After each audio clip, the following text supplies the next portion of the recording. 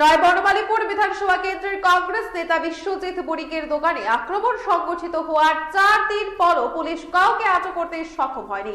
বুধবার ঘটনাস্থল পরিদর্শনে যান প্রদেশ কংগ্রেস সভাপতি আশিস কুমার সাহা।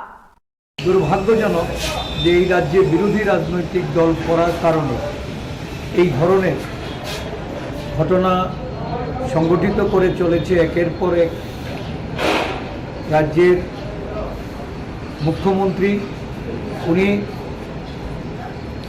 প্রতিটা ঘটনার পরিপ্রেক্ষিতে আশ্বস্ত করেন, সুশাসনের কথা বলেন, মানুষের নিরাপত্তার দায়িত্ব নিয়ে যখন নিরপরাধ মানুষ আক্রমণের শিকার হচ্ছে, যারা এই ঘটনা ঘটাচ্ছে বিজেপি বা শাসক দলের এই গুন্ডাদের সন্ত্রাসীদের বিরুদ্ধে কোনো পদক্ষেপ আরক্ষা প্রশাসন থেকে আমরা দেখতে পাচ্ছি। শাসক দলের আশ্রিত গুন্ডারাই একের পর এক আক্রমণ ঘটিয়ে এরা পার পেয়ে যাচ্ছে। আমরা দাবি করব অবিলম্বে তাদের গ্রেপ্তার করা।